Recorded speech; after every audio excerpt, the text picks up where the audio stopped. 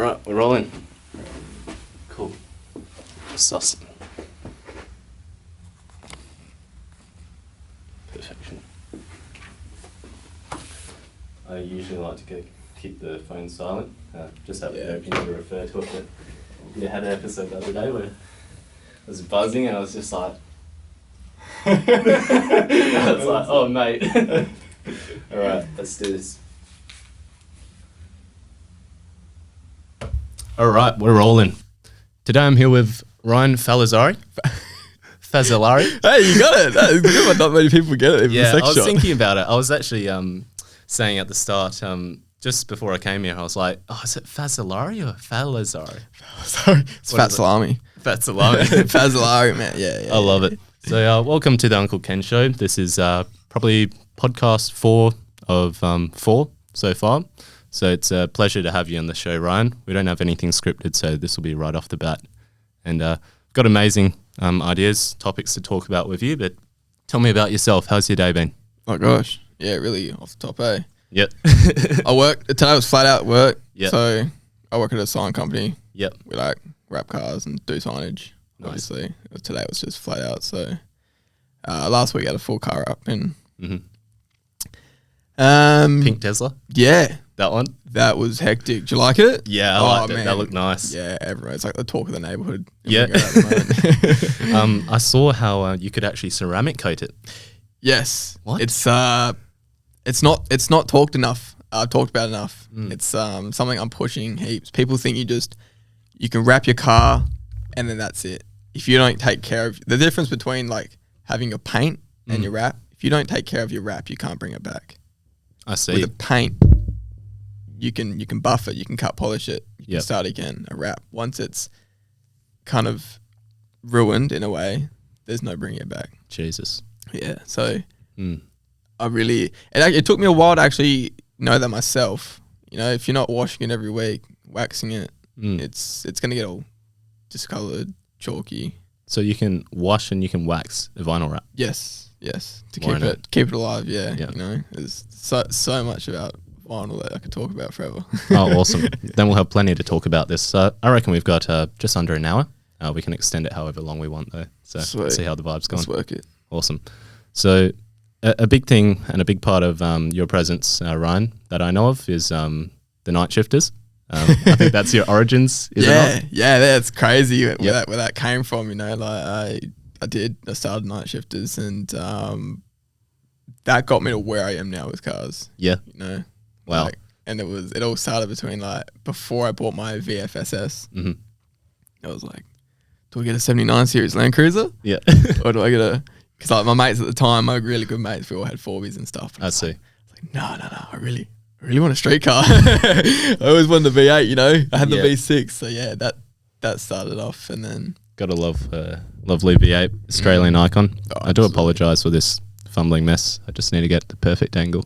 it is what it is. Yeah.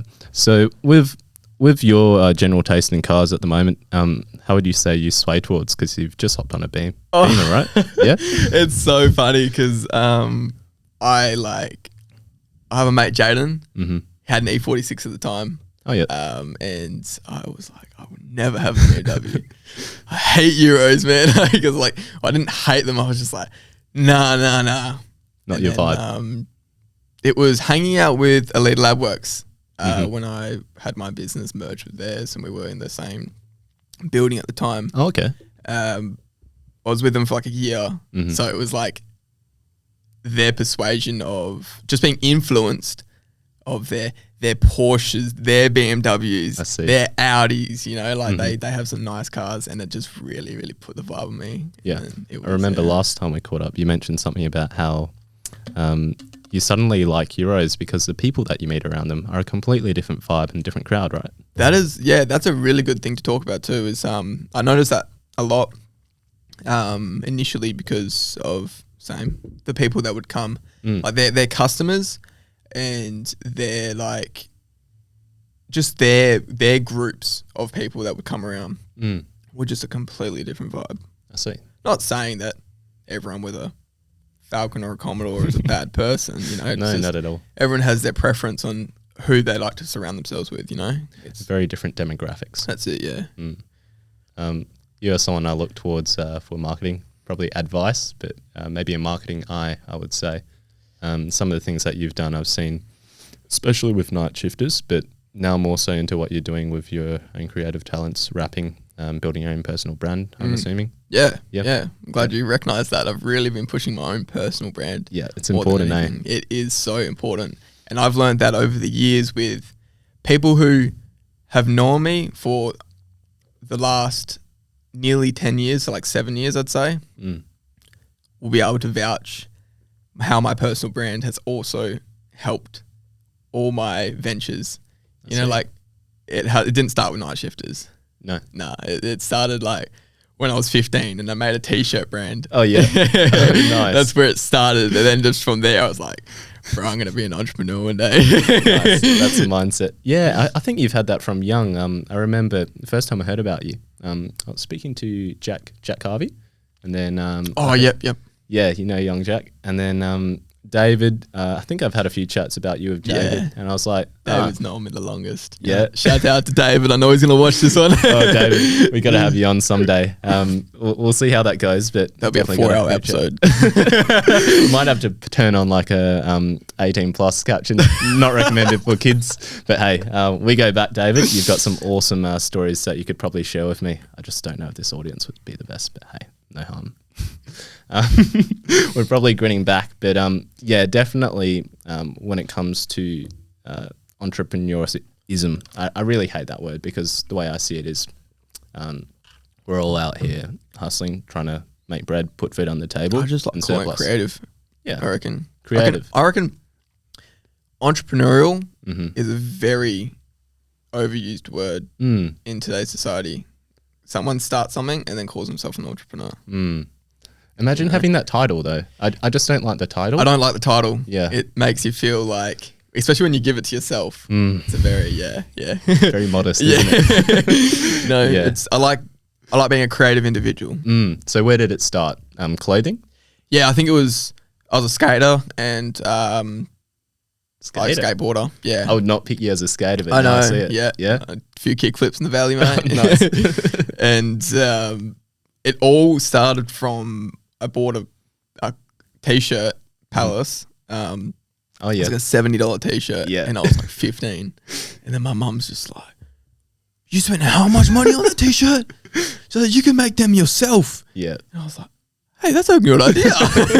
Came from mum. That's where it started, right? Yep. Yeah. Office Works, Iron On started from there, and then nice. I actually I went from there to teaching myself like actual heat press vinyl, nice, and screen printing. That's where the vinyl's coming in. Yeah. So my vinyl days actually started way back then too. Oh, nice. I did what do you call it? Work experience at school. I did work experience at a clothing shop, and we made like vinyl cutter came from there, so I knew like how to work those and how to weed and how that all worked. A heat press, screen printing machine. So that's where that originated from. Oh, nice. Work experience.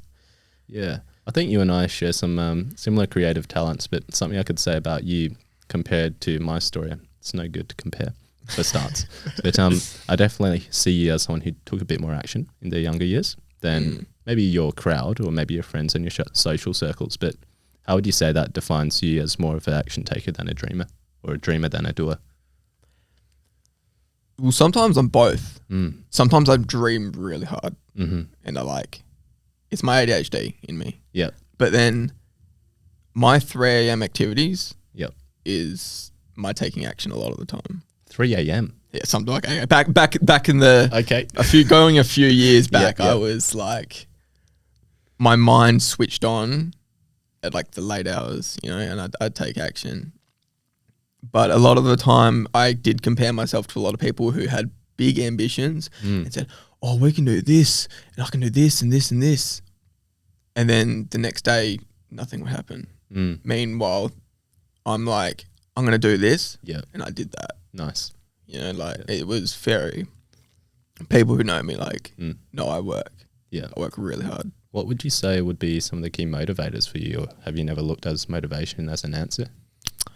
I'm not gonna lie. It used to be money. I used to be like, yeah, I want to make like bang, Money. you know, like, and then it was rapping that really kind of was the one that said, I don't care about money. I do this because I love the outcome. Yep. You know, and the motivation behind it is just like rapping particularly is I love seeing people's reactions to the work I've just done for their car. Because I know how it feels to have a nice car and have mods done to it. You know, just when you said rapping, I thought you meant something completely different. Yo, let me spit a 42 real quick. Yeah, you're talking about clothing, and I was like, oh, okay, rapping. Yep, okay, maybe I'll see that. Maybe the tattoos or something. Nah. Talk me through your ink. My ink. Yeah, go for it. So this left arm is actually I started it when I was 17, and that was my first tattoo. 17, underage? Yeah, underage. Yeah, okay. I had my work boss at the time sign out as my mum to get me a tattoo.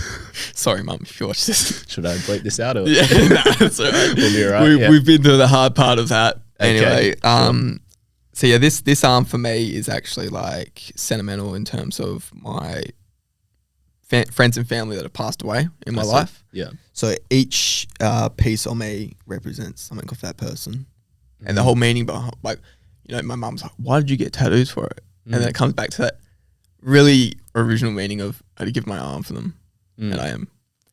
This arm is me. Nice. It's pretty clustered. Yeah. But everything on this arm represents me in some way. Nice. The eye. You know. My third eye. Nice. I won't get into how I say I unlocked it, but that is my third eye. Yeah.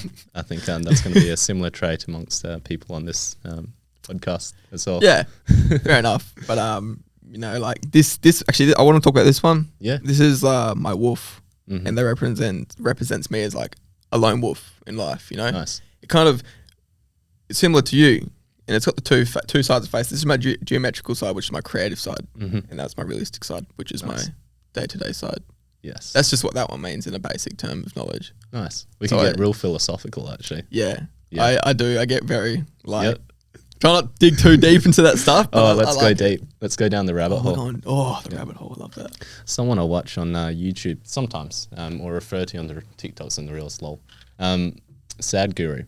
He's an Indian kind of philosopher. He's this guy that sits in a corner really and has a whole crowd listen to him. Some of the things he says are quite profound, and you think like someone who's able to just sit on their ass and make movements around themselves just by guiding thoughts. I'd love to be in such a position one day. That's crazy. But one of the things that he talks about, and I'm relating it back to that tattoo, is the idea of chaos and order and nature. So is nature chaotic? Is nature meant to be? Is it right or wrong? Is it good or bad? Right? It's That's deep. That's really deep. Is that as deep as you go? I try not to dig that deep. Yeah, fair enough. No harm. I like it. If I'm going to go that deep, it's like I once went through a phase of I dug too deep, and I found myself near like borderline insanity, like insane. I kind of had to like switch myself back to like a level ground. Yeah, and I think the reason why is because those parts are really quite isolated. You're going down under 100%. Like right? it's people's view to it is like, oh, I don't have time to talk about that shit. You know, like it's. I understand. You know, people are busy, man. I'm a busy person. Yeah, that is an important facet of life as well. Time is valuable. We've only got so much, and then you hear the people who are saying time's a construct, things like that. Yeah, I've definitely come to realize that as well. Growing up, you know, I'm only 23. I'm like, I'm 23. Yeah, I feel like I was 20 like 2 days ago. Yeah, almost 30, right? Yeah, it's like you'll hit 30 and you go, man, I wish money could buy time. Yeah, and that's why I think going back to motivation, I think that was another thing.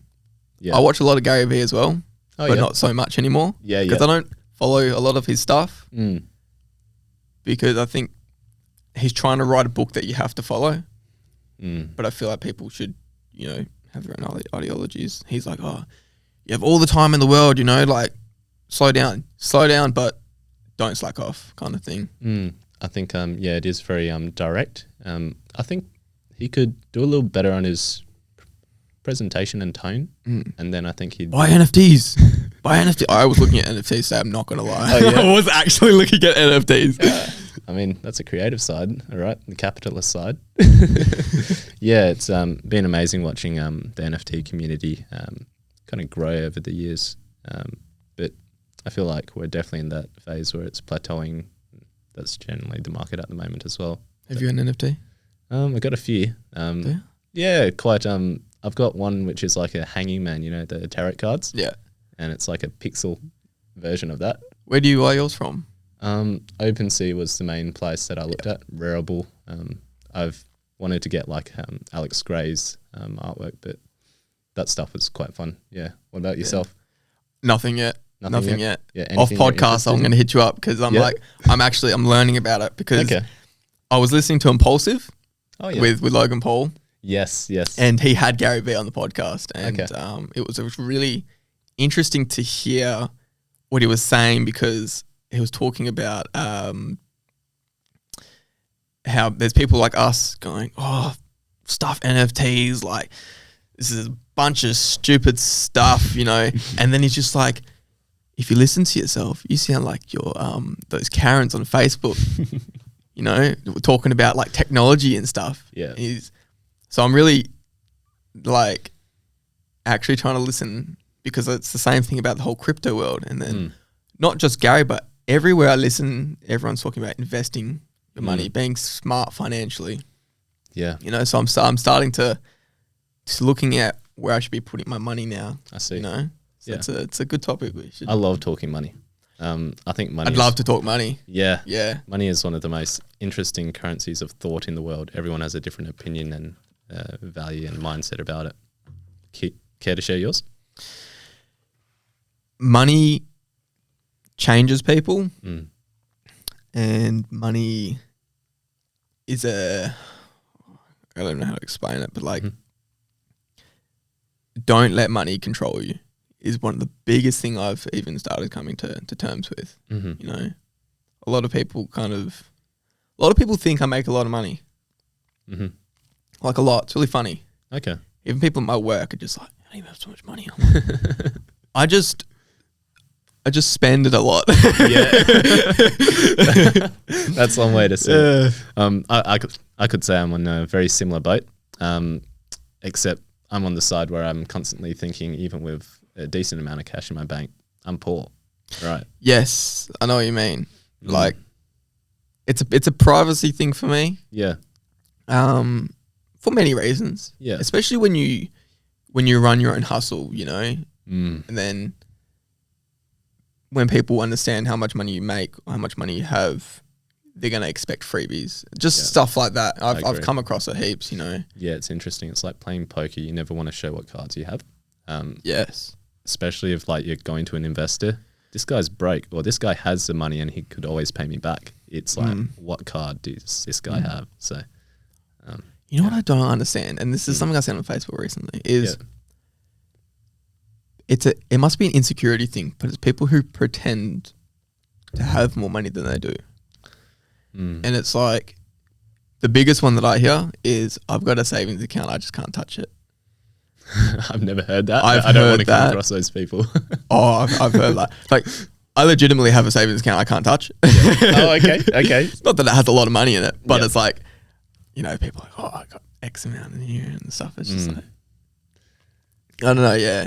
Insecurities is a big thing that surrounds me at the moment as well. Like, not me personally. I'm not. Yeah. I personally have insecurities about many things. I think we all do to some extent. But I know some really wealthy individuals who were talking about net worth, right? But in areas where I look at their life, if I was to spend a day with them, I would see them as maybe I shouldn't say this in a bad way, but like poor, almost mindless sometimes, just because they've devoted their lives to working for this number, which is inside of a bank account. Yeah. Whereas, like, what are you doing with your friends, your relationships, your communities around you? Do they value you? What do you value in life? That's number? Like, you know KSI? Yeah. Yeah. So I listen. Know much about him. Okay, I watch a lot of him. Yeah. And the Sidemen. Yeah. And the Sidemen, which is his group in the UK. Okay. Stuff like that. I'm not familiar with that.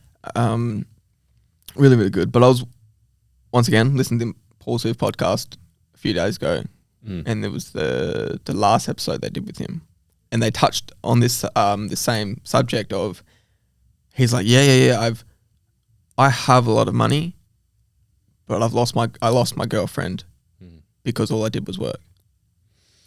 And it is hard. It's hard, you know, like I'm in a relationship myself. Not a lot of people know that. Yep. I'm pretty private on some things in my life. Yeah. I saw the 86 video, Bluff Null. So Yeah. It's like, but that's another thing is people think I have to put that out. I have to put on my Instagram. I have to put on my Facebook that I have a girlfriend. It's like, it's not like I'm hiding it because I do put her on there, but it's like, it's like people just trying to set a, what's it called? Like a standard. Yeah. It's just like, I think a big part of it is marketing, like trying to market their relationships. yeah. But anyways, going back to original thing, like she gets upset because I work a lot. Mm-hmm. I work all week. I work after work. I work on weekends. You know, not all the time, but a lot. Yeah. You know, and it's just to one, do what I love, and two, to live comfortable. You know, going back to money's good. It's not the main motivation, but like money's good to be comfortable to do the things you love to do as well. Yeah. What phase are you at in your life at the moment, if you don't mind sharing with the audience? Moved out of home? Yeah, so I've moved out of home several times. Okay. Right, and I still live at home. Just I don't like saying setbacks, but I've had the main reason I'm back at home now is because of the market. Yeah. Trying to find a rental was impossible. I had no other opportunity. Yeah. And like, man, if you live with your parents, it's a good thing. Nothing wrong with it. That's how I also save. I pay rent, but it's also how I save a lot of money. You know? Yeah. Half the time I'm living with my girlfriends anyway. Yeah. So. Yeah, fair enough. I mean, for me personally, I come from a, I guess, Asian background. So we're known to stick in the house for quite a bit. It's a kind of symbiotic relationship rather than a leeching relationship. Hope if mum's even listening to that, it's not heard wrong. And another main reason as well is because I do a lot of my own private work. My parents have the resources, as in like they've got a patio that I work under. It's the space. Yeah. It's not the best. You know, like I'm actually under wraps of building something at the moment. Nice. Elsewhere, for my personal work. Yeah. So it'll do for now. Once that's all set up towards the end of the year, nice. A lot of big things are coming for me. That's awesome. Great. I'm keen to see how that goes. Maybe even keen to so excited invest or purchase a service. I might need some help. Actually, rapping is something that I'd love to talk about. Rapping, I think, is a skill set that you've been slowly crafting, maybe near mastery. I don't know if it's mastery. I don't know if it's something you can master. I've been doing this nearly 2 years, rapping. Really? So I've been rapping for nearly 2 years. I swore it was longer, honestly. Yeah. I know. It seems like it, but it's been nearly 2 years that I've been just solely rapping. Yeah. And how's that taken you? Where's that taken you? It's had so many ups and downs. Yeah. It's like pretty much when you first start out, you think you can watch a YouTube video and you're a pro rapper. There's so much that you can't teach. You've got to understand it, learn yourself. And it all comes down to researching not just techniques of rapping, but researching the films that you're using, you know, experimenting, working with other rappers to pick up their little tricks and stuff like that. And that's why, because a lot of people ask me, why did I close down my business and go get another job? I see. It's because I wanted to go back and I wanted to go into the field and learn with a team, work with a team. Experience individuals. Yeah. Learn the crafts, things that people have been devoting their time to, right? You know, and people will talk their stuff and go, oh, he failed. You know, like it's actually really impressive when I look at it, right? I jumped into a job that requires a sign writing trade.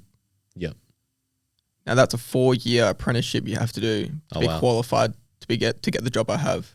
I've done this for nearly 2 years, all self-taught in my own backyard. Solid. And I have this job. Yeah. Do you want to plug the business name?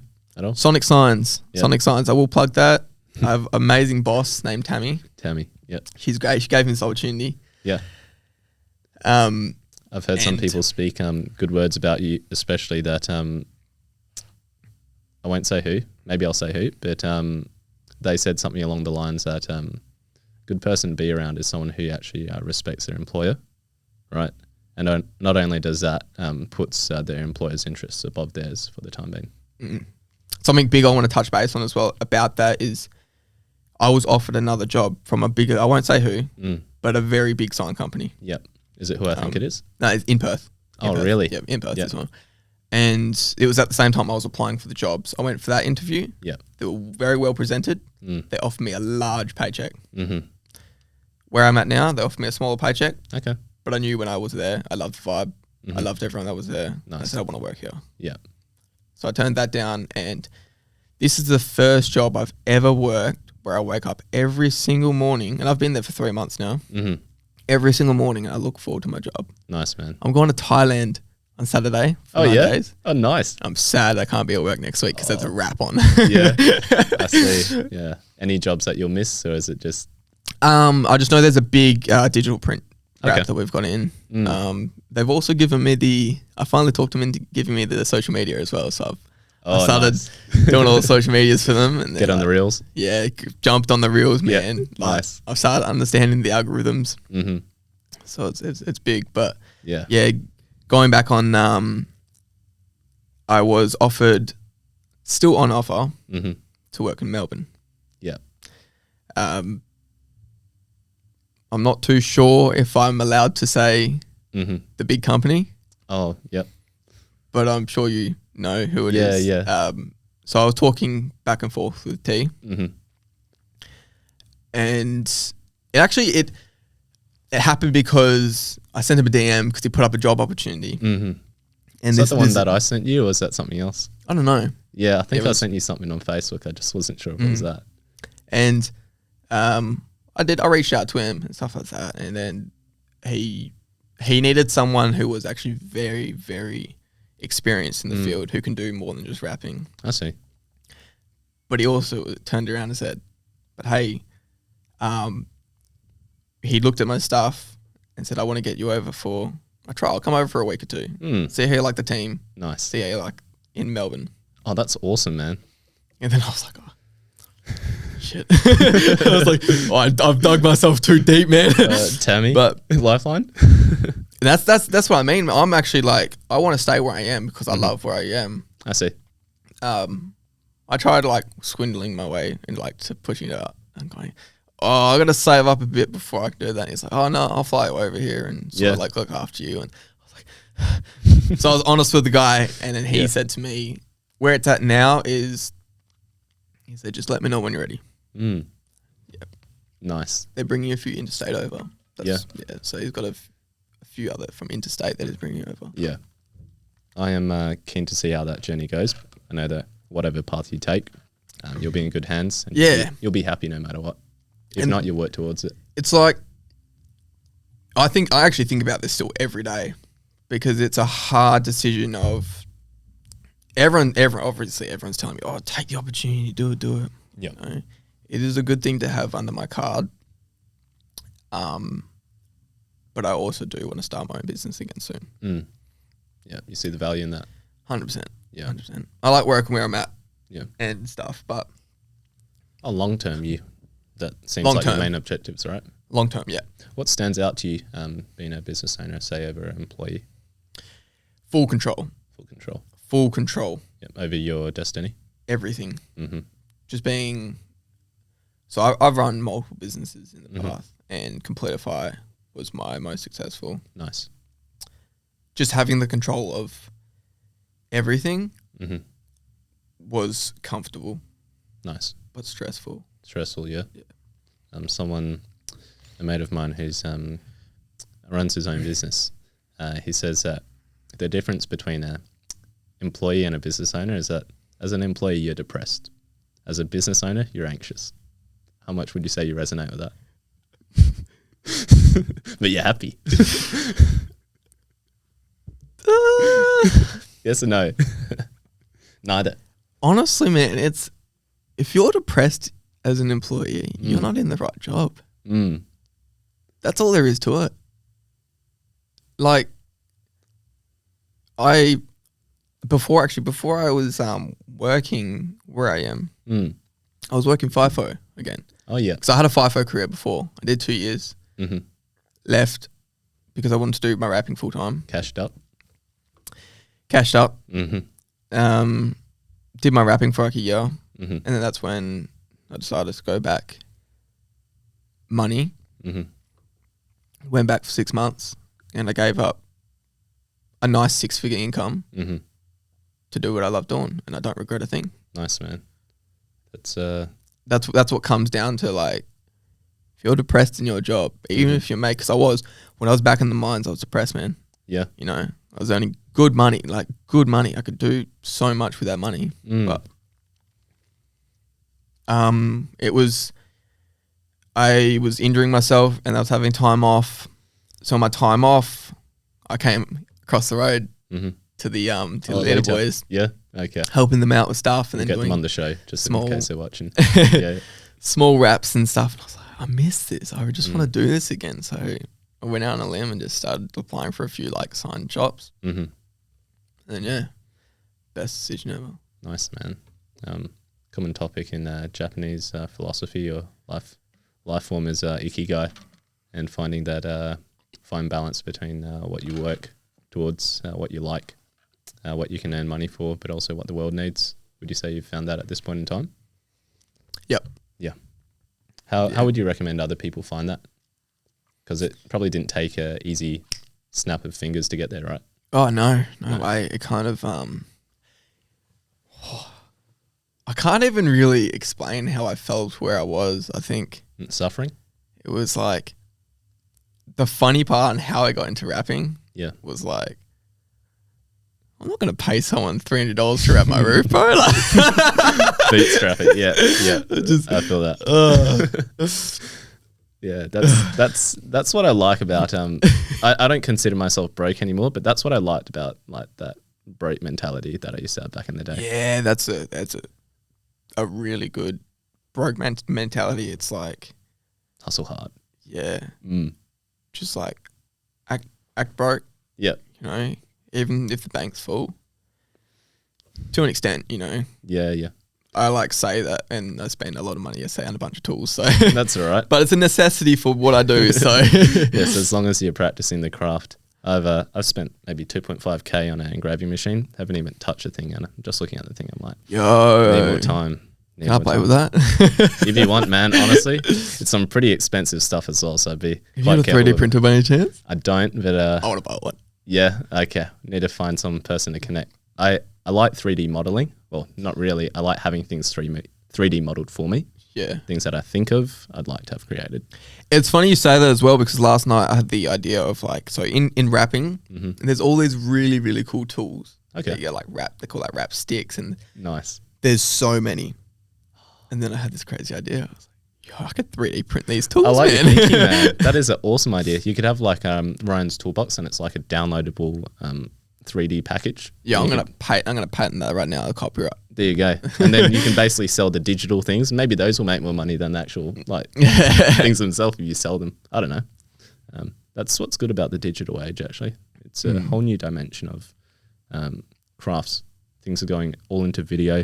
Have you seen reels lately? Like they're getting so like 3-dimensional. Oh, holy man. shit! Yeah, it's crazy. Yeah, like at first I seen reels on Instagram. I was like, stop trying to be TikTok. And then I was like, well, this is actually really good for marketing. it's going somewhere. It's really working. They're pushing reels, like, especially when you're building a personal brand. You've got to start like, you've really got to watch the algorithms. They're constantly moving. And now music as well. Like getting the right songs and stuff like that. The right sounds on TikTok and stuff like that. Like I do struggle still. Hashtags, all that kind of stuff. I hate hashtags. But it's like pretty much I used to know everything about the Instagram and Facebook algorithm back in 2015, 16, 17, around that era. I knew everything. I knew how to control ads.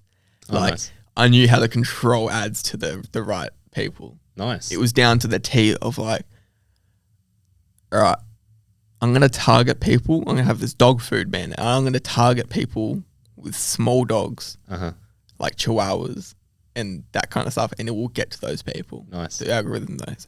I have no idea how the hell ad manager works now. It's all changed. And you know, like, I'm pretty sure Mark Zuckerberg or whatever said that, like, they don't have algorithms. Yeah. I'm pretty sure he said that, but it's so, like, not true. Only for the ruling class, right? Yeah. Something about ads which annoys me now is it's really expensive now. It is so expensive, and the biggest thing the biggest thing I can still tell people for Facebook and Instagram is don't boost post. Never boost post. Oh yeah, why is that? That's Facebook taking your money. It's gonna just boost it and get you the likes you need, but it's not gonna get you the right audience. If you're ever gonna boost your stuff, do it through ad manager, because that way you can control who you're targeting, and you're gonna get the right actual audience. You know, it's like, what's the difference between Facebook and Ads Manager? Is Ads Manager like the one that manages like the Facebook ads? Yeah. So because Facebook owns Instagram, you can actually control your Instagram and Facebook ads through the Facebook Ads Manager. Umbrella company, Meta. Yeah. So smart. So smart.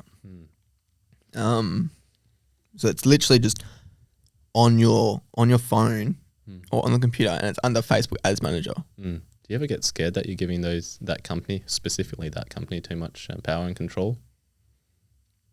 What do you mean? As in, would you look Facebook? Would you look towards other platforms? Because I'm mostly Facebook and Instagram. I get scared. I'm like, I want my customers to go through me, not through this platform. That's a really good point. That could take me down any day. I had it happen a few times, that's all. That's a really good point. You get censored these days. You put me on the spot because I've never even thought of it that way. Okay, hey? well, I'm going to be honest, but in a way, and you know why that is? It's because my target audience is people who use Instagram and Facebook. I see.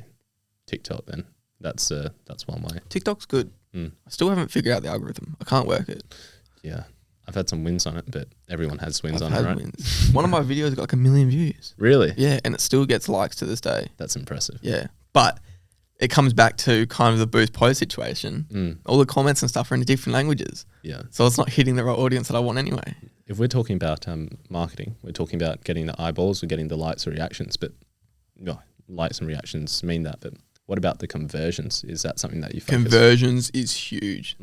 You may have all the and I've been through this heaps of times. Yep. I've had the hundreds of likes. Yep. But no conversion. Yeah. It's the biggest thing. It's like, and that's what you like. But then I've had it the other way as well. I've had the no likes, but all this conversion from nowhere, you know, like word of mouth will always be the number one marketing strategy. Word of mouth. Do you reckon? 100%. Always. Nothing's more like, I mean, this is my opinion. Everyone's free to have their own. Yeah. But I've seen it with my own eyes. I've experienced it from my own business, my work. I even said to my wife, I was like, where do we get all our business from? Just word of mouth and people coming back. Yeah. And that's how it is. You give someone a good product, they're going to tell their friends about it. Yep. They're going to tell their friends about it. You know? When you see a good product on your Instagram, how do you know you can trust it? Yeah. So even though I'd do it anyway and get disappointed. Yeah, it does get tricky. What about, I guess the same goes trifold. They say it's actually 10x when it's negative brand damage as well, right? 10x equals? Say word of mouth, right? Yeah. You have good word of mouth, it spreads fast. Bad word of mouth, right? Yes. Ever experienced anything like that? 100%. Yeah. To this day. Tell me more.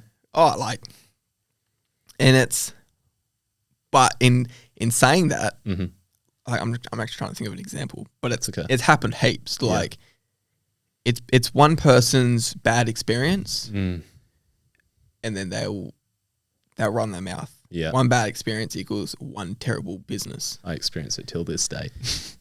You know? I'll tell you that much. But you know what I've always also experienced on top of that?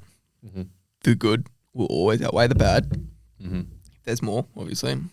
And any word of mouth is good. Nice, like Kanye, right? Yeah. Yeah. Well, it's so true. Like, Bad publicity. There's no such thing as bad publicity. Or pretty something much. Like that. Pretty much. Unless you're Jordan Ray. Jordan Ray. You don't know who Jordan Ray is? Is he the guy with the rims or something? Yeah. Okay. Yeah, bro. I don't know what happened to him, but that was too much bad word of mouth. Yeah. Oh yeah. Maybe we should enlighten the folk that watch this video. To my understanding, and Jordan Ray, don't find my address or anything. I believe that guy did a bit of dodgy things when it came to rims, and he wasn't returning people's wheels back or something like that. Yeah, I mean, I can't say I know the whole story, but this is what I mean. Bad word of mouth is all I know about We're him. sharing it with an audience. Everyone now has defamed this man. But I mean, he's already gone, so that's why I brought it up. Yeah. But going off bad word of mouth for me. Yeah. I hired someone into my business, Mm-hmm. right? I trusted this person, and this is what made it so hard for my business to actually continue when it was. Yeah. And he came across as a qualified painter. Okay. So I was like, sweet, I'm now expanding my, Enterprise. like, yeah, what I do, you know? I can train him to be a rapper as well. Mm. He wasn't qualified. Yeah. I I know what rapper this is. I don't know paint, so I didn't know better. Mm. You know, and he produced good quality work to start off with. He did. And, you know, the customers were happy Mm-hmm. with what he produced. But then he took too big of things, and it did tarnish my reputation because he couldn't. Responsibilities. Yeah, too big responsibilities, and then it did tarnish my reputation quite a bit. I see. You know, Ouch. there's always repercussions. Don't bite off more than you can chew, and that's what I did, 100%. Yeah. You know, and it's just like I just had a pretty humble approach to it, to accepting you mess up, you make mistakes. You know, it's not going to be a perfect run. Yeah. Big thing that I'm building with my own personal brand, Uncle Ken's, is values. And trust is definitely that real important one for me. I think trust is important in almost every relationship. What does trust mean to you? Trust to me is a big word Mm-hmm. because I have to trust a lot. Yeah. And realistically, it always goes back to that saying, is you can't trust anyone. Mm-hmm. I don't know. I can't give you like my definition. It's just pretty much trusting someone is trusting yourself. Mm. Trusting that'll get done. Trusting, it's almost like vulnerability, right? Yeah. Right. I don't give trust easy for sure. No. Because people, I've given my trust easy in the past, Mm. and then look where that's got me in some areas, you know? Yeah. Do you reckon you would ever change your mind about that? Trust just needs to be earned. Mm. Simple as that. If you actually, it's like, I used to hand out, Mm-hmm. I used to just hand out trust to people because that's just who I am. Yeah. But now for me, it's like, why should I trust you kind of thing. Yeah. And I definitely find that now that I'm growing my brand a bit bigger, like I find it's getting to a point where I could trust everyone, right? But I've given my trust with a lot of people. And some of the things I've gotten out of giving my trust to people have been awesome. But at the same time, there are sharp spikes, right? You get a lot of sharp spikes right to the belly, to the gut, behind your back. And how you recover That's from a that. big one. Oh, it's difficult. That's a big one, man. Yeah. Especially when you trust a lot of people so much, but you give so much trust to someone. And I think that's the thing with friendship, mateship, relationships. It's a big one. So I think one part of that, what I'm doing through my brand, is healing and trying to find another way to heal. But I think I definitely think the human mind is so malleable. Things in life can change. And like you said, we feel old, right? But to people who are basically double our age, we're basically young puppies. We haven't even left the school age. Exactly. We're maybe like 5 years out of school. When we think about it, really. Yeah. Yeah. So we've got time. Yeah. No, we do. That's the other thing, you know. We got time, and it's, I live my life sometime, I wouldn't say like a race. Mm-hmm. I'm not like trying to get somewhere as quick as I can. Mm-hmm. It's like I'm actually just, I've got a goal. Yeah. I get there when I get there. Mm. I don't like being rushed. I like You take your own pace sometimes. Yeah. Yeah. it's with everything. I don't like being rushed. That's me with housework. It's like, especially in just like my rapping work. Right, I'm not the fastest rapper. You know, I take pride in my work. I take a lot of pride in my work. Yeah. You know, and that may mean that my jobs take a long time, and I appreciate that. But I'm not about speed. I'm about perfection in what I do. So I've worked alongside people who are like, you got to be faster. Yeah. I'm like, yeah, I get it. You've been in this industry for 10 years. Look, I get it. Yeah. I get stressed when I'm around people like that. I get stressed. I do. And I mess up. You're going to rush me. I mess up. That's what I love about working where I'm working. I'm not pressured for how fast I go. They trust you. They trust me. That's good. Yeah. Ties it back, right? Yeah. I'll relate to my own experience. I've had multiple managers in the past 2 years. One of them who I don't believe has trusted me very much. Another one which has given me the complete and utter trust. And I'd say my performance, my learning, my ability, my mind to learn more, that I have the reins unleashed, has given me a lot more opportunity, and it's made my skill set and abilities grow, in my opinion. Yeah. So I think trust is a big one. I think ensuring that the people around you, you let them do their thing, right? You let them do their thing. There are deliverables. There's always a job that needs to be done. Business, capitalism, you need a job done in order to fulfill and get a sale. Otherwise, you get a refund. You get a negative customer, bad experience, bad word of mouth. So, like, there is taking your time, doing it right, and there's also taking the piss. Yeah. You know, like, yeah. I get between the two as well. I think a big part of leadership is you can always be the stern boss. You gotta let loose. You gotta have a few laughs and chuckles sometimes. 100%. I think a big part of that is just letting out all this gas which is inside of you. Not that you got methane or anything, just stuff boiling up. Bit of both. Bit of both. Yeah. That actually comes down to the person that was working for me. Yeah. I've never been a boss. Okay. In that sense of things. So it was my first experience of being someone's boss, and I hated it. I was like, no, you're just one of the bros, man. Yeah. Like, we work together. Jeez. I had that mentality, and I reckon in my future, I'm always going to have that mentality. I'm not your boss. Yeah. I'm your sense of direction, but we work together. You don't work for me. Like, we work together. And I've always kind of had that, like, I don't want people to feel like I think I'm talking out of my own experiences, you know, like, I've worked so many jobs. I have worked so many jobs for my age. Lots of different industries. Yeah. And I hate being bossed around. You know, I like being assisted and directed, but not pick up that shovel, do this, you know? Yeah. Yeah, that is a tough one. It's, people might have their own opinions once again on that, but. We're running down to maybe 13 minutes left in the podcast, just to let you know. So it's been a solid stint. I mean, we've gone deep. We've gone real deep. I mean, part of having you on the show today is kind of just to learn a bit about yourself, your experience. We're not winding it up unless you want it to. But I'd probably say when we come close to 1 hour, we definitely will be looking at the clock. I guess some words of advice from you. I look up to you as someone who's really built an empire with. Oh, really? Yeah, absolutely. That's good, man. The night shifters stuff. I mean, that's the type of stuff where I realised, like, wow, Perth actually has a market. I saw a bunch of my old schoolmates, David, not schoolmates, old mates, David. If we were in the same school, that would be chaotic. We'd get up to much more funny business. But I definitely saw. I've known David. Yeah. Since 2014. 2014. Gosh. I don't know how long I've known him, but I know it's always been a good time. So I understand where you're coming from. Yeah.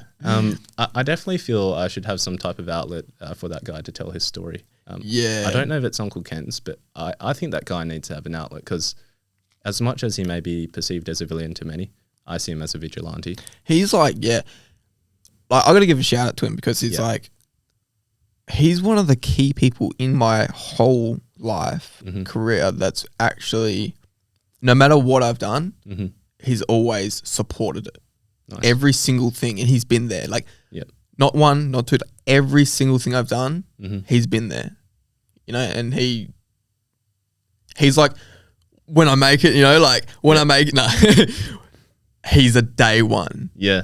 That's You what you know. want, man. And I always tell him, and there's people like that Mm. you need to hold on to. Yeah. Don't let your boots get too big for them. You know, you got to bring those people out with you. Yeah. In the come up for sure. I definitely believe in that. It's tough because along the way you do lose a lot of people. I've gone through a lot of friend groups, and not in bad endings. It's more so like you outgrow people for their sake, for your sake. Yeah. And it's because you're always evolving as a person. Yep. You guys grow together, and eventually it hits a point where they're going to stay where they are, or you're going to stay where you are, and someone's going to go to the next level. I gotcha. And that's always been me in a way. And that happened with night shifters. I felt like I hit that point. I did what I did with that. And I was like, now I need to focus on other things. Sure. How much of the night shifters story would you be happy to share, if you don't mind me asking? I've got a few things that I'd like to know about it. Yeah, you know what? Just far away. Like, I'm happy talking about it, and Yeah. it's still a good, Yeah. still club. Yeah.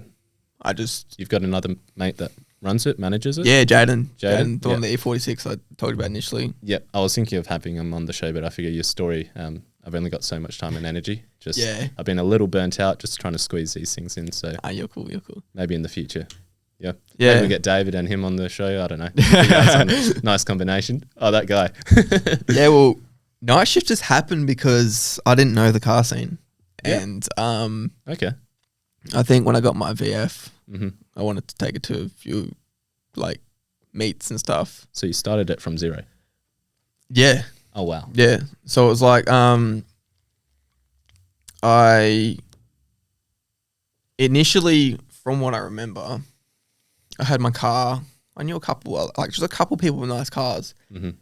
And I loved the idea of just like cruising around with mates.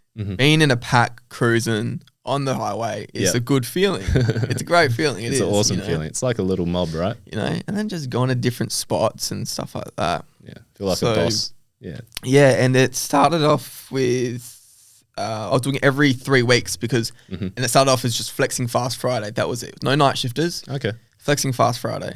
Nice. You know, and it was an Alliteration. event. I made an event called Flexing Fast Friday. Yeah. A little piss take. Invited all my mates with cars. I knew had cars. 12 people rocked up. You know? Okay. I thought, like, this is sick. You know, we're in Midland car park, like taking some Snapchats and stuff. Nice. And then everyone who missed it was like, "Oh, can you do another one?" Yeah. You know, like I was like, "Let's do number 2." All right.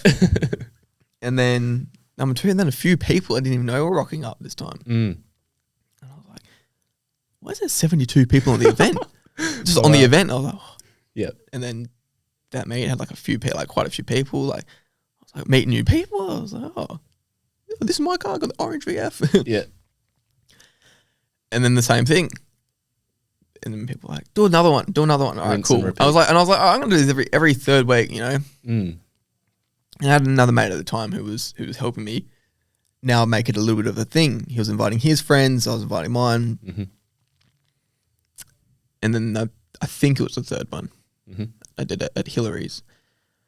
And I remember rocking up to Hillary's thinking it was gonna be like the others, and there was like a bunch of cars. And I was like, what have I done? Yeah, it's just heaps of cars. Wow. And then, it kind of just escalated from there. After the 4th one, people were like, you should make a club. And that's when I started Business. becoming like aware of all the other clubs. And then I was like, I want to do this differently. With the business mind I had, the marketing knowledge I had, I was like, I know how to do this. Like, but I hated going to these other events because I felt looked down on. Oh, I see. And that's what it was.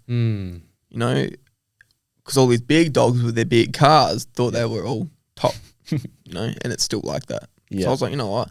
I'm making an event that's safe. It's a safe space.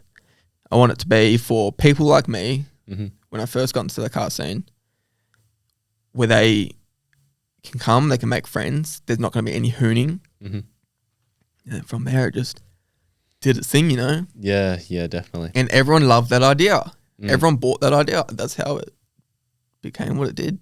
I see. And that's how I met Leader Lab Works.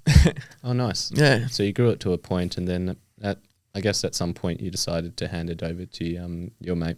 I guess if I'm in probably the early stages of what I'm doing, would you have any advice for someone like me just understanding exactly what I'm going to get into? Police, community. You will never be able to control a big event. Yeah. The advice I will probably give you, a lot of people won't like as well. Mm-hmm. Right? And people just don't understand it when they're the people going to the events. And they're not in your shoes. Mm-hmm. The right police communication is very safe. Yep. It's not snitching. Mm-hmm. It's crowd control. You know, you don't want people doing burnouts at your events. No. They want to do burnouts, get out. Go somewhere else. They are what ruins, you know, and there's a lot of people that are going to get angry if they watch this and they see my point of view on this. Yeah. You know, it's not time and place, man. Time and place. That's all. That's you know, like it's the cops. If you work with the cops, and that's what we did. We had. Yeah, you and David went into the police stations, right? I didn't go. David went for me Nice. with someone else. I can't remember who it was. Yeah. And they liaised with police for us. So I had my own little team. Nice. It was great. Yeah. Everyone had a spot in the team. So we call it the staff team. Yeah. You know? It was very good because it was so you're not doing everything yourself because don't burn yourself out. Yeah. Have a crew. How would you say you go about building a team? Because I do a lot of man hours and it's people who respect what you're doing and aren't looking for anything out of it in terms of like people who volunteer, like people do, they'll step up and go, people do. If you need help, I'm here. Because they do it out of love for the scene, you know? Yeah. Yeah, cops is a big one. You know, it helps because they're just there to monitor, make sure everyone's doing the right thing. They're not going to sit there slapping stickers on cars, you know? If you don't liaise with the cops, that's when you have problems because they will find out about your event. Yeah. That's what happened to us. We had a big sticker fest at one of our events. Huge sticker fest. Ouch. Brand damage. Yeah. And it comes back on you anyway. Yeah. You ever gotten in much trouble, knock up at your doorstep or anything like that? Not correlated. We'll keep that offline, eh? That's a good way to end it. I mean, at the moment, we're sitting on 57 minutes. I'm pretty happy with the way this podcast has gone. I'd love to have you on the show another time, man. 100%. Uncle Ken's show, by the way. Quick plug and tell us where you're going, please. Well, I'll plug Ryan.Fazzalari. It's my Instagram, if you can spell it. Potential business? My potential business, I have a couple names for it. I'll keep them under wraps. Oh, something I really wanted to chat with you. I don't think we have time, but it was about body kits and stuff. So we must save that for another time, hopefully. I have a business. Yep. You're working on that? That no one knows about. Not no one, but a lot of people don't know about. Yep.